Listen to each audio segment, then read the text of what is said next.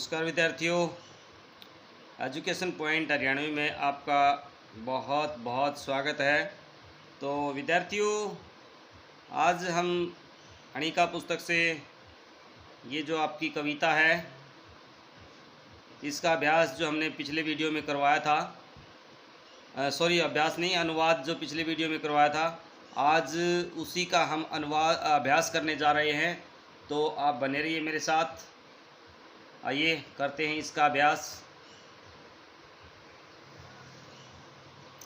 कोशिश किया है अब की बार आपको थोड़ा साफ दिखे। पिछली बार कुछ बच्चों की शिकायत आ रही थी, कमेंट्स आ रहे थे कि सर साफ दिखाई नहीं दे रहा। तो पहला जो प्रश्न है बेटा, सही विकल्प पर निशान लगाना है। तो सूरज हमें क्या देता है? रोशनी देता है, इस पे ए पे निशान लगा ले। दूसरा, दधीची बनकर कौन हर युग में अपनी काय निछावर कर देता है? तो पेड़, से पे निशान लगा लेंगे। कवि ने नदियों के सोतों के जनक कहा है, किसको कहा है भाई?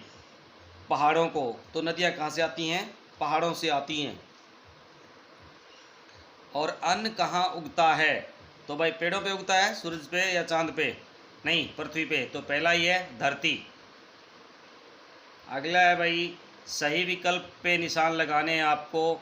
इनमें से जो सही आपको लगता है उस पे निशान लगाएंगे। ये रिपीट हो गया। अगला प्रश्न है इसका,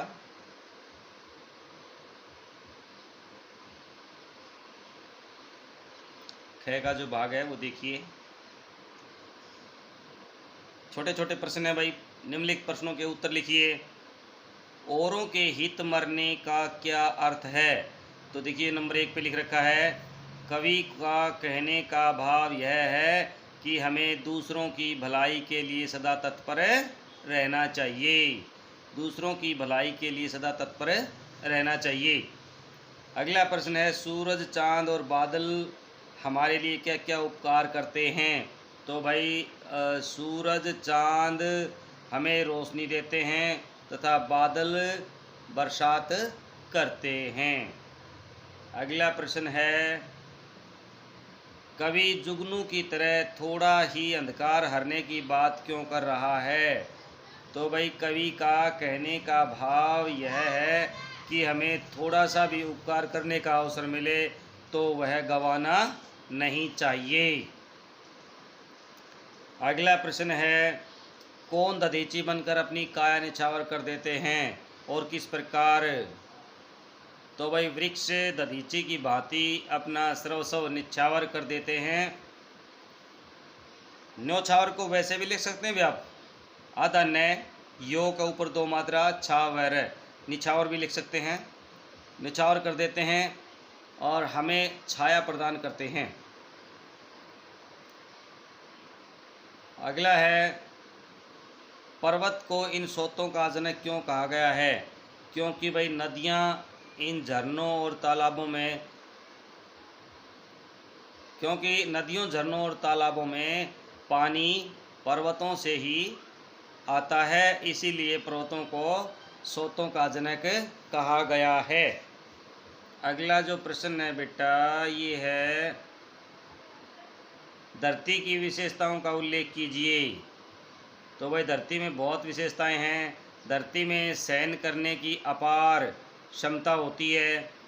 यह पाप पुण्य सभी अपनी छाती पर सहन कर लेती है। तो यही धरती की सबसे बड़ी विशेषता है। अगला प्रश्न है बेटा, घ का जो भाग है, सत्य या असत्य पर हमने निशान लगाने हैं। सूरज हमें वर्षा जल देता है, तो ये बात झूठ है, असत्य लिख देंगे। पेड़ हमें ठंडी छाया देते हैं, सत्य, सही लिख देंगे। और सबका पालन करने वाली धरती अन्न उगाती है, ये भी सत्य है। तो ये आपके हो गए प्रश्न। अभी व्याकरण बोध की तरफ बढ़ते हैं। तो देखिए विद्यार्थियों, के का जो है, जग हित जग के लिए कल्याण, वर्षा जल वर्षा का जल, और दिन रात दिन और रात। तो ऊपर लिखे बाईं ओर के शब्द समास के उदाहरण हैं। समास का अर्थ होता है भाई संक्षिप्त करना। लिख ले इस प्रश्न को आप। समास का अर्थ होता है संक्षिप्त करना, यानी अनेक शब्दों को संक्षिप्त करके नया शब्द बनाने की प्रक्रिया को हम क्या कहते हैं? समास।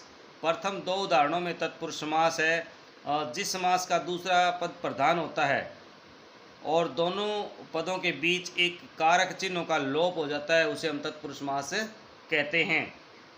और ये दोनों संबंध तत्पुरुष के उदाहरण हैं, जिनमें संबंध कारक की विभक्ति का के की पाया जाता है या का के का लोप हुआ होता है। तीसरा उदाहरण है द्वंद्व समास का, जिसमें दोनों पद प्रधान होते हैं भाई, जो योजन द्वारा, योजन नहीं भाई, योजक चिन्ह द्वारा है ना, जुड़े हुए होते हैं, उन्हें हम द्वंद्व समास कहते हैं। तो अपन को अब क्या करना है? समस्त पदों को तोड़ना या अलग करना है ना, समास या विग्रह कहलाता है। तो हमें क्या करना है? ये अलग करने हैं, विग्रह करना है। राजपुत्र इसका हो जाएगा राजा का पुत्र, रोगग्रस्त हो जाएगा रोग से ग्रस्त, सुख और दुख भाई तो सुख और दुख, और यमुना तट यमुना का तट। अगले प्रश्न के उत्तर में हमें लिखना है बेटा, पर्यायवाची शब्द लिखने हैं।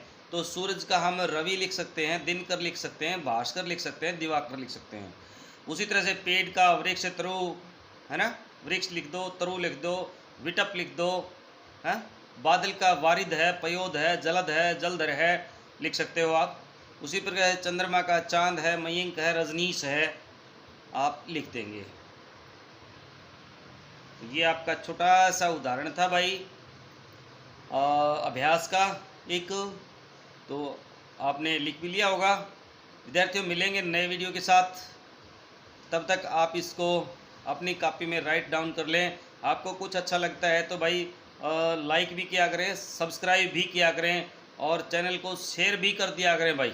हाँ, कुछ अच्छा लगता है ना लगता है आप कमेंट बॉक्स में लिख करके मुझे ज़रूर बता दिया करो कि सर इसमें हमने ये गलती लगी।